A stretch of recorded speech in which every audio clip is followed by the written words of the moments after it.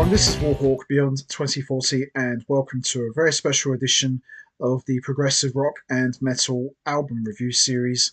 And today I'm going to be taking a look at the amazing and impressive catalogue from one of the greatest bands ever in the progressive metal genre, and they are one of my all-time favourites. I have been a fan of this incredible band for a really long time now, and I've had the great privilege of seeing these guys live on 3 different occasions, and they were amongst some of the best shows I have ever seen. And throughout their history, they have had a number of different lineup and personnel changes with various members coming and going, but they have always managed to stick together through thick and thin and spitting in the face of adversity. And they continue to this day to put out top notch quality music of the highest order. And when you have a conversation about who is the top progressive metal band, I guarantee you these guys would be right near at the top as one of the absolute best ever. And they're still going very strong to this day, and they just continue to impress myself and everybody else. And these guys, for me, need no introduction whatsoever. I'm talking about, of course, the one and only legendary progressive metal band, Dream Theater. So, the first time that I became aware of Dream Theater was back in 1992. I saw a music video on MTV, and I had no idea who these guys were. I never heard of Dream Theater before. This was my first real exposure to them as a band, and they were very different to a lot of the rock and metal bands that I had seen at the time. These guys were very proggy, but also very heavy at the same time, very fast, lots of shredding, but there was also a very organic, classical approach to their arrangements. And for me, they kind of reminded me a lot of an expanded Rush, but with influences of Iron Maiden and Metallica. So it was almost like if you were to put Rush, Metallica, and Iron Maiden into one, you would get Dream Theater. The vocals were really high. The keyboard playing was almost operating in the role of a guitarist. The guitar playing was off the charts. The bass playing was thick and thunderous. And the drumming just packed a mean punch. Everything about Dream Theater just blew me away. And the sound that they generated was so huge, so humongous, and they just sounded so tight as a band. No weak link whatsoever. And I thought, wow, these guys are really impressive. I've never ever seen a 5 piece band that impressive since Yes.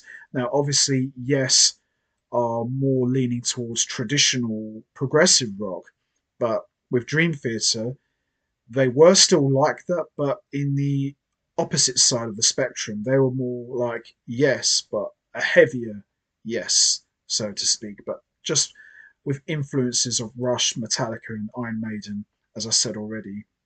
But I thought these guys were an unbelievable band, and as time went along, as I got exposed to more and more of their music, I just thought, wow, these guys really don't mess about. These guys are the real deal, and they know how to put out a top quality album. So, Dream Theater was formed in 1985 by Mike Portnoy, John Petrucci, and John Myung after meeting each other at Berklee College. And they would often jam together and play covers of Iron Maiden and Rush songs. And they were originally called Majesty after going to a Rush concert where they described Rush's music as majestic. But then they quickly realized that there was another band out there called Majesty. And thanks to Mike Portnoy's dad, the band renamed themselves as Dream Theater. And the rest is history. And as I said, they've had a number of different lineup changes, but one thing that I've always respected and appreciated about Dream Theater is they care about the music. It's always been about the music for Dream Theater, and even when record companies were trying to bury them or make them go in a more commercial direction, Dream Theater always stuck to their guns and just said, nope, we are not going to do what you want. We're going to give the fans what they deserve, and you can't tell us what to do. And that's what I've always admired and respected about Dream Theater. So, this special edition is going to be the first of 4 parts where I'm going to be taking a look at different periods of Dream Theater's history. So, for part 1, I'll be talking about Dream Theater's albums from 1989 to 1999. And for part 2, I'll be discussing all of Dream Theater's albums from 2002 to 2009. And for part 3, I'll be discussing all of Dream Theater's albums from 2011 to 2021. And for part 4, I'll be discussing all of Dream Theater's live albums. I can honestly tell you now, this is a massive and impressive catalogue of albums. There is no bad album in this catalogue whatsoever. Obviously, there are some that are a little bit better than others. There are some that are excellent. There are some that are really good. And there are some that are just absolutely legendary. But as I said, there's no bad album whatsoever. And as you go through Dream Theater's catalogue, you could hear their sound and the style of music just evolve. And that's what I like about Dream Theater. If you listen to all of their albums, you can still hear it's them, but it's just different. You know, they've got such a unique sound, and it's just a blast to watch them grow and evolve. They don't sound the same as they did when they started. They just continue to change and refine their sound and constantly get better and better. So, as always, I am going to be talking about each album individually, and I'll be choosing which one I think is the best one. Not an easy challenge. All of these albums are excellent. Obviously, there are some that are a little bit better than others, but I think what you will find and learn to appreciate and respect with Dream Theater is the quality of music is absolutely excellent. The musicianship is second to none. These guys don't mess around. They are the real deal. And any one of these albums could easily be a favourite or a number 1. That's how good Dream Theater really is. So we're going to start with the first album that kicked all of this off. And this one came out in 1989. And this one is called When Dream and Day Unite. So When Dream and Day Unite features the first official lineup of Dream Theater, comprised of Mike Portnoy, John Petrucci, John Myung, Kevin Moore, and Charlie Dominici.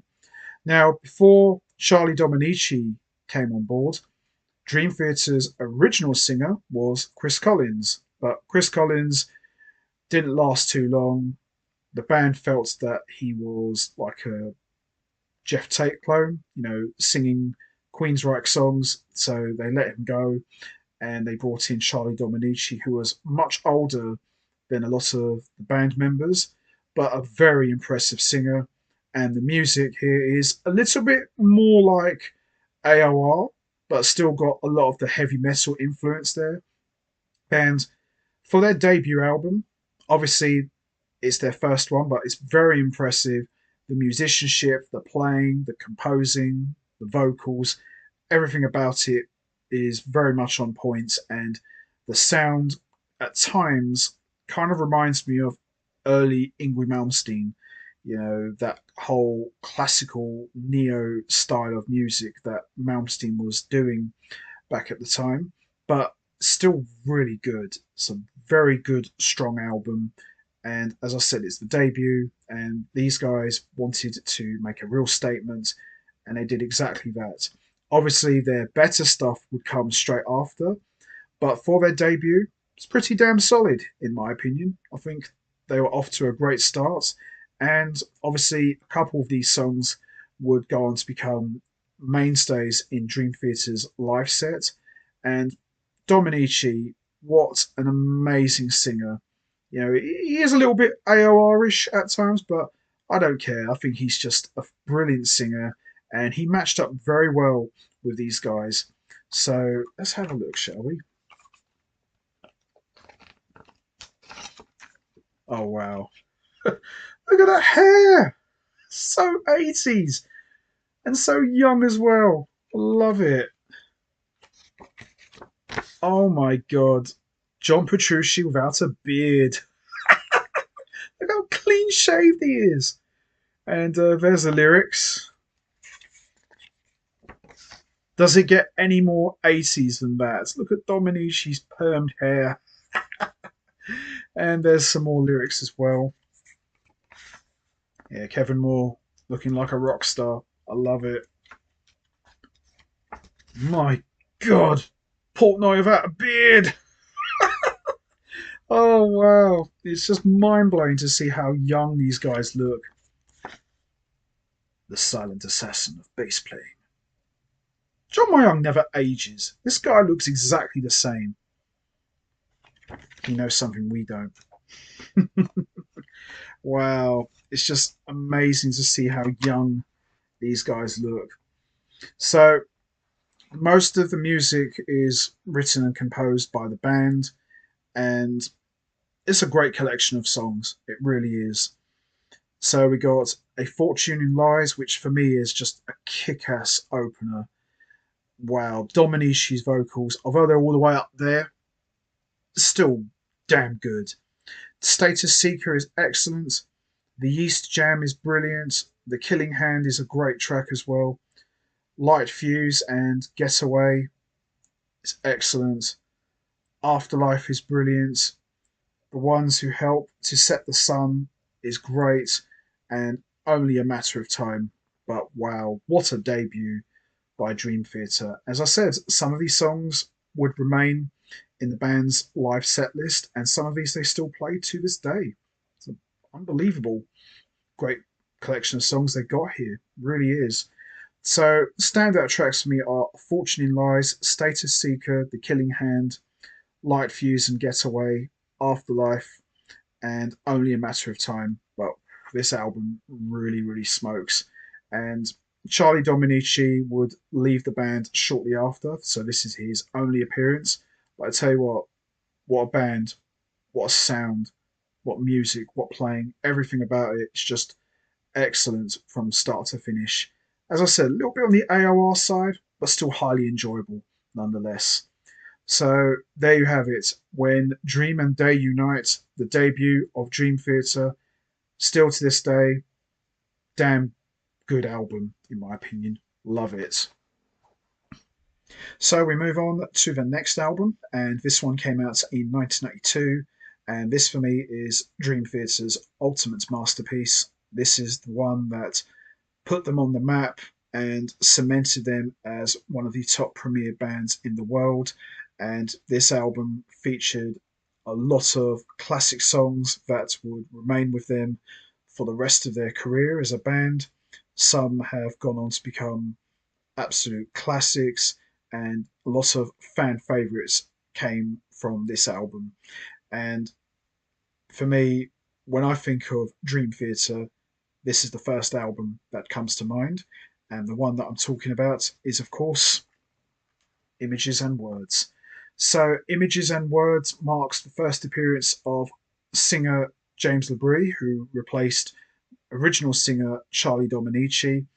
And all due respect to Charlie Dominici, he was a fantastic singer, but he leaned more towards AOR. James LeBrie is a metal guy through and through, and he's such a badass. And for me, this album is the peak of the classic lineup of Dream Theater, comprised of Mike Portnoy, Kevin Moore, John Petrucci, John Myung, and James LeBrie. This, for me, is the classic lineup of Dream Theater, or one of the many classic lineups for this band. And wow, this was the one that got me into Dream Theater after seeing them on MTV. And so many of my favorite Dream Theater songs came from Images and Words. It's just a classic album. And in a way, you can kind of look at this as the first real Dream Theater album. I'm not saying When Dream and Day Unite isn't their first album, because we all know it is, but I feel for me, Images and Words is the first real Dream Theater where they developed the sound and established their musical identity and pretty much sound like what they do now. So I look at When Dream and Day Unite as a band warming up. Images and Words, they kick the door down and say, we're here and we're going to kick ass. And boy, do they ever. So let's have a look, shall we? It's a very iconic picture. Remember that one very, very well. Look how young we look here. Wow. Look at that. All clean shaved. Brilliant. And there are the lyrics. Very, very impressive. And as I said, a lot of these songs would go on to become classics. So we got the opener, Pull Me Under, which was kind of a little hit for Dream Theater. Brilliant song. Another Day is excellent as well. Take the Time, which was the first song that I ever heard Dream Theater when I saw them on MTV. Absolutely epic. Surrounded is another great song as well. Metropolis Part 1, The Miracle, and The Sleeper. One of the most iconic intros ever.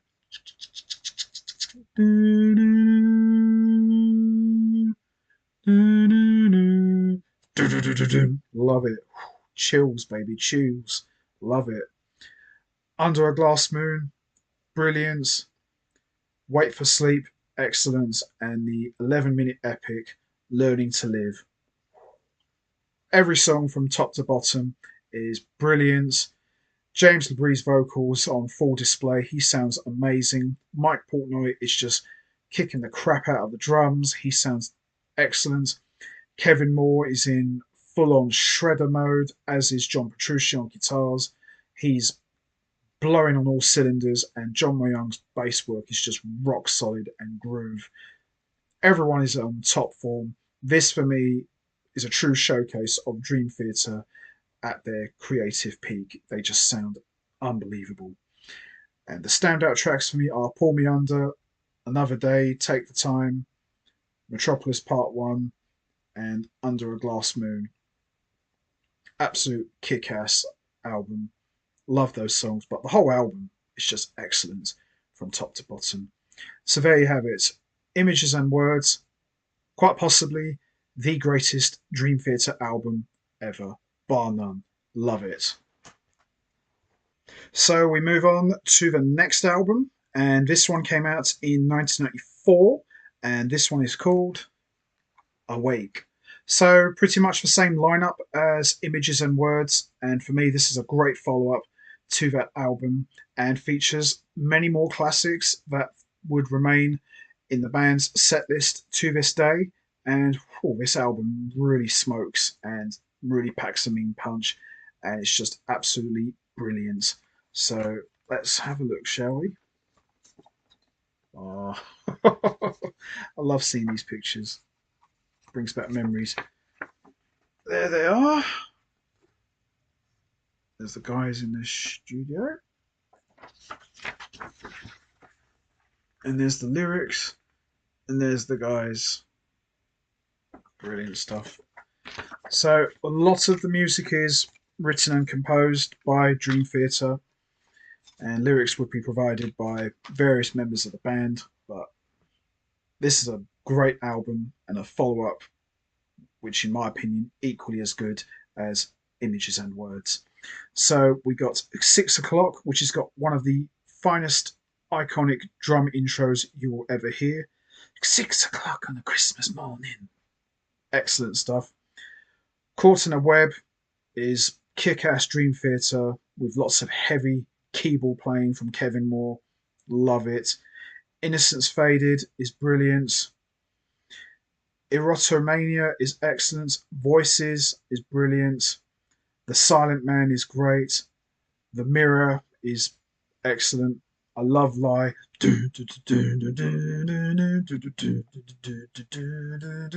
Love it. Lifting Shadows Off a Dream is excellent.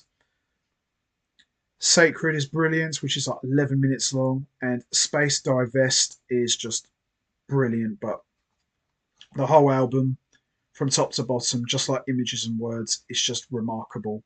And the standout tracks for me are 6 O'Clock, Caught in a Web, Erotomania, The Mirror, and Lie, and Sacred. But the whole album is just kick ass and pure dynamite from top to bottom.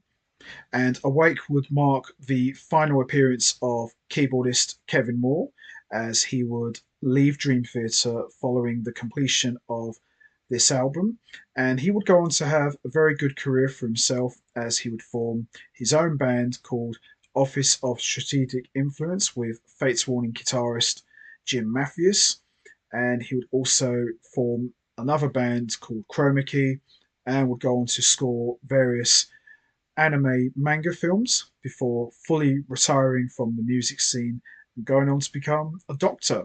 So, quite an unusual transition for Kevin Moore. But for me, Kevin Moore's contributions are not to be sniffed at. He was an important and integral part of Dream Theater and played a big role in helping to establish their sound and establish their musical identity, and was a big part in composing most of Dream Theater's classics. So there you have it. Awake, excellent album, and a great follow up to Images and Words. Love it.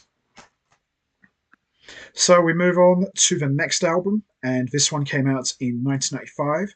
And this album, you could kind of look at this as an EP in some ways, but it still counts as a Dream Theater album.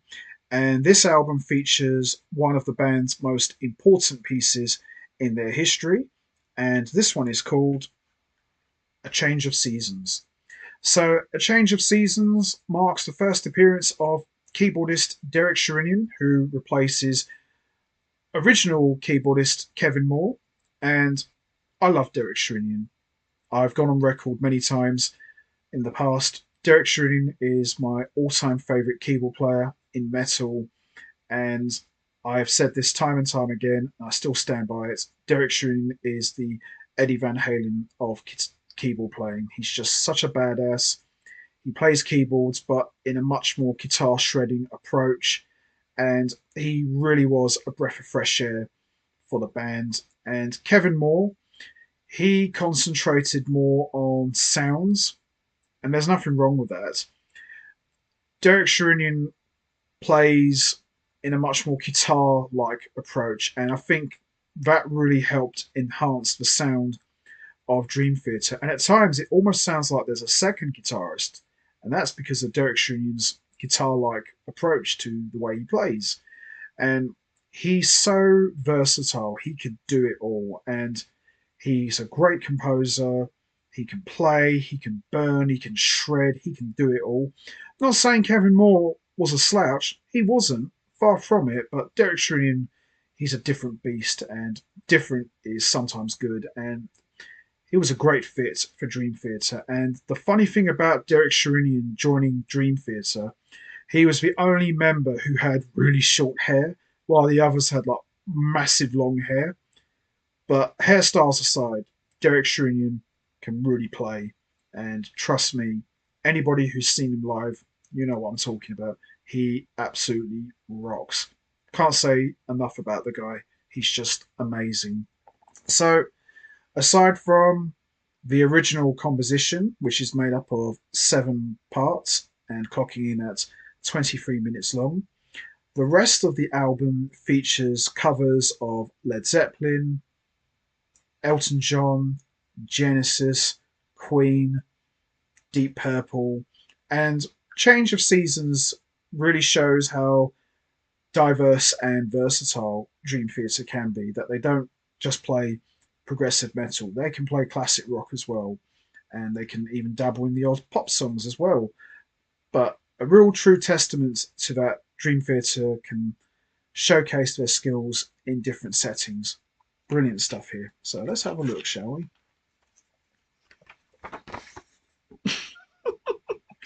It's funny when you go through these albums, you see how much younger Dream Theater looked and how much their styles have changed. Funny.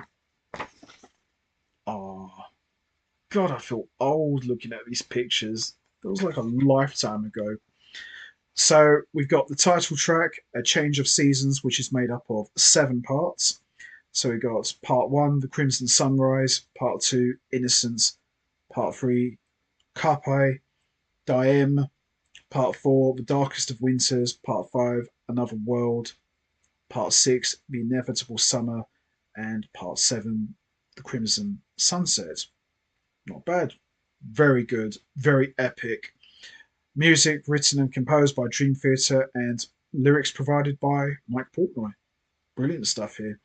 And then the rest of the album is like covers. So we got Funeral for a Friend, Love Lies Bleeding by Elton John, Perfect Strangers by Deep Purple, and we got The Rover, Achilles' Last Stand, The Song Remains the Same, which is by Led Zeppelin.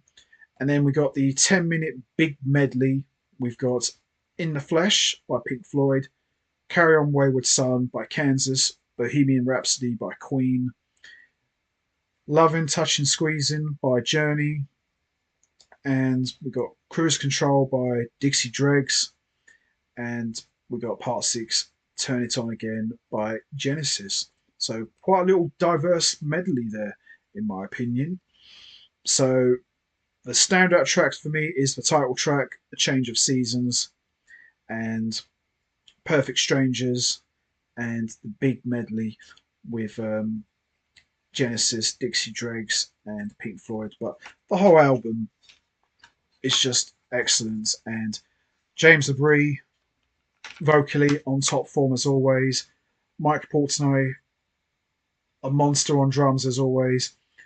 John Petrucci and John Myung just ripping it up on guitar and bass respectively, and Derek Shreen, he's just burning it up on the keyboards. And for me, I wouldn't say this lineup is a classic Dream Theater lineup. I would say this one was probably the most underrated and the least talked about, but still a fantastic lineup nonetheless. I would say the lineup with Kevin Moore, I would say that was more classic Dream Theater in terms of lineup, because they really came in with a bang and made some kick-ass albums. But this one is not one to be sniffed at, in my opinion. So there you have it, A Change of Seasons, an excellent album, and a great debut for keyboardist Derek Shrinian. Absolutely love this. Great album. So we move on to the next album, and this one came out in 1997. And this album is probably the most polarizing album of the band's entire catalogue. Certainly the most polarizing in the 90s portion of their catalogue. But I have gone back to listening to this album after many years of not listening to it, because I had forgotten what this album sounded like.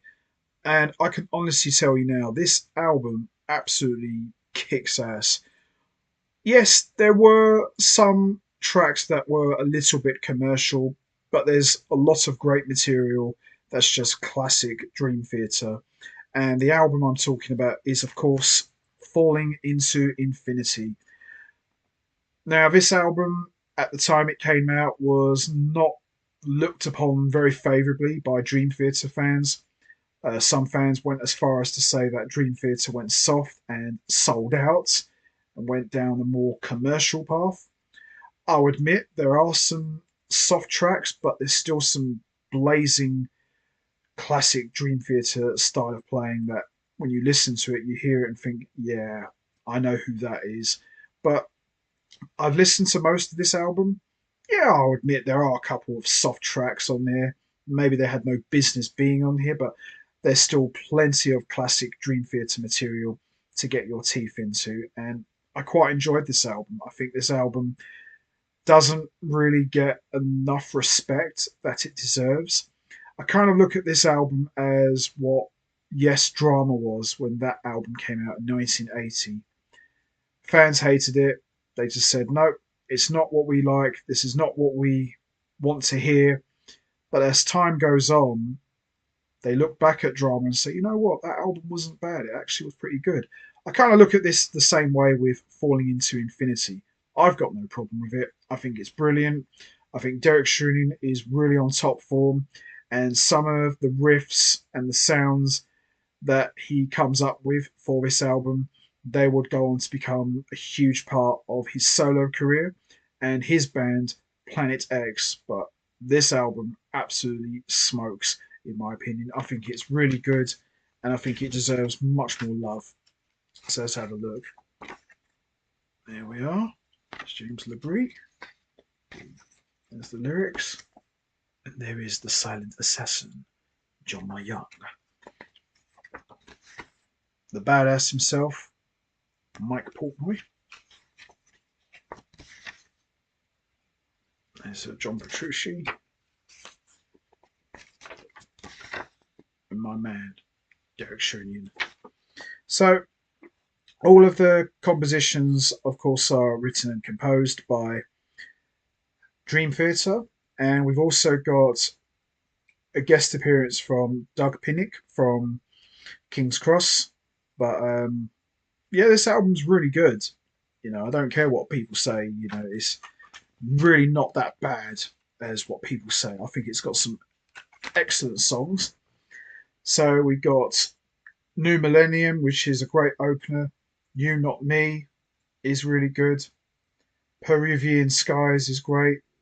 Hollow Years is a more kick-ass track, really good. Burning My Soul is a great song, bit soft but still great. Hell's Kitchen is just classic Dream Theater, and Lines in the Sand is just probably the best track of the whole album. It's just classic Dream Theater. Derek Shrunian is just on top form on keyboards, ripping it up. And as I said, a lot of the sounds you hear from Derek Shrunian, especially on this track in particular, would go on to become a huge part of his solo career and his band Planet X. Take Away My Pain is excellent. Just Let Me Breathe is great. Anna Lee is brilliant. And the 13-minute epic Trail of Tears with It's Raining Part 1, Deep in Heaven Part 2, and Part 3 for Wasteland. But this whole album, no matter what people might say, I think it's excellent. And I think, you know, it's an album that gets overlooked and at times ignored. But I think due to the fact that the record company was putting pressure on Dream Theater to do more shorter, softer songs and go down a more commercial route, there's still plenty of epic length Dream Theater numbers to keep Dream Theater fans happy. But I like it. I think it's a great album. It deserves more love. And I think as time will go on, people will look back at Falling Into Infinity and say, you know what? That album was pretty good, you know. I didn't mind it. So the standout tracks for me are New Millennium, Burning My Soul, Hell's Kitchen, Lines in the Sand is my favourite track of the whole album, and Trail of Tears, and Just Let Me Breathe. But Falling Into Infinity, excellent album, criminally underrated, often overlooked, polarizing, yes. Is it bad? No. Is it classic Dream Theater? Some parts there is, yes. Is it a solid, good album? Absolutely, 100%. And Falling Into Infinity would mark the final appearance of keyboardist Derek Shrunian as he would be let go. And shame, really. I would have liked to have heard more of Dream Theater with Derek Shrunian, but what he did do with them was very impressive. And Derek Shrunian would go on to have an amazing solo career and put out lots of solo albums and would form his own band, as I mentioned earlier, Planet X, which is equally as impressive.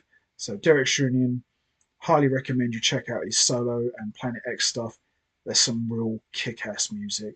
So there you have it. Falling Into Infinity, a very underrated and often overlooked Dream Theater album and one to definitely check out. Excellent album. So we move on to the next album, and this one came out in 1999. And this album for me is probably my all-time favourite Dream Theater album, and it's certainly the band's most important recording. This was their do or die, make or break kind of album, with their attitude: if this album does well, so be it, also well and good. If this album doesn't do well, we gave it our best shot, guys. We'll just go out in a blaze of glory. And this album was hugely successful, and this really was the shot in the arm that Dream Theater needed. And it's a concept album that started all the way back in Images and Words, but this takes that track that was featured on Images and Words and is transformed into an entire concept. And the album I'm talking about is, of course, Metropolis Part 2, Scenes from a Memory. So, Metropolis Part 1 was featured on Images and Words, and the band decided to revisit that track and decided to turn that track and make it into a whole concept. And this album would feature the first appearance of keyboardist Jordan Rudess, who would replace Derek Sherinian. And Jordan Rudess, what a monster keyboard player. I love Derek Sherinian, he's my guy, but Jordan Rudess came in at a time when the band really needed that shot in the arm. And Jordan Rudess, very tasty keyboard player. He can do it all: classical, jazz, metal. He's the whole package. And many people say, and I'm not one to disagree, a lot of people refer to him as the heir apparent to the Keith Emerson throne. That's a big statement to make. But I tell you what, I wouldn't argue with that fact, because Jordan Rudess, a thinking man's musician, a great composer, great player, you name it, he's the whole package. And for me, out of all of the keyboard players Dream Theater have had in their band, I would say Jordan Rudess is probably the most important keyboardist they have ever had. And quite frankly, they were very lucky to get this guy, because how Jordan Rudess ended up in Dream Theater was he was the guy they wanted after Kevin Moore left. Jordan Rudess decided that the time wasn't right to play with Dream Theater. He would choose to play with Steve Morse's Dixie Dregs instead. And then fast forward to 1988, Mike Portnoy would form the instrumental Liquid Tension Experiments with John Petrucci and Tony Levin from King Crimson, and Jordan Rudess would also be added to the fold. And that is what led to him joining Dream Theater, because he decided, you know what, the time is right. I'm in. And the rest is history. And Jordan Rudess has now been in Dream Theater for well over 25 years, and he's just an amazing keyboard player. He really is the real deal. He is the whole package. As I said, Derek Sherinian's my guy, but Rudess, he's just on another level. He can do it all. So, Scenes from a Memory is, as I said, it's a concept album about a murder that was unsolved back in 1928, and it's fantastic. It's a very emotional and deep story, and it involves the death of a young girl who was apparently murdered by the character's name Nicholas, and the girl who was murdered is Victoria. And there's the lyrics, but if you look closely, it reads out more like a story than just lyrics of the song. And it's a powerful album. It's a really powerful album. And there we are. This, for me, the lineup of Portnoy, Petrucci, My Young, and Labrie and Rudess is the classic Dream Theater lineup. The Kevin Moore lineup is definitely up there, but I would say the lineup with Rudess is the strongest and probably the most consistent. What an amazing band. This lineup just absolutely just went for it. They really did. So we've got two acts made up of 9 scenes. So track one is scene one, Regression, scene two, Overture 1928, which is just brilliant. Strange, Deja Vu is brilliant. And then we got scene three, Through My Words, excellent. Fatal Tragedy is excellent. Scene four, Beyond This Life, which is like 11 minutes long, is just remarkable. And then we've got scene five, Through Her Eyes, is excellent. Then we've got act two, scene six, Home, just absolutely epic. Scene seven, The Dance of Eternity, and One Last Time, which is just chills, especially near the end. One last time. Unbelievable. And then we got scene eight, The Spirit Carries On, absolutely brilliant. And then we got scene nine, Finally Free, which is 12 minutes long. Oh, it's just absolutely kick ass. But Metropolis Part 2, Scenes from a Memory, unbelievable. Doesn't get any better than this. This for me is Dream Theater's 2112. Massive concept, long compositions, the band just going for it. Production is excellent. The playing, the musicianship is on point. James Abree has vocally never sounded better than he does here. Jordan Rudess, he's just got a massive presence on the keyboard. He's all over it. John Mayung's bass playing is just up front and just rocks, and lots of tasty guitar playing from John Petrucci. Just brilliant. So the standouts for me are Overture 1928, Through My Words, Beyond This Life, The Dance of Eternity, and One Last Time, and Finally Free. Brilliant album. For me, the band's ultimate masterpiece, and certainly up there with Images and Words. Absolutely brilliant. So there you have it. Metropolis Part 2, Scenes from a Memory, the band's 2112. Brilliant album. Love it. So, which Dream Theater album do I think is the best one?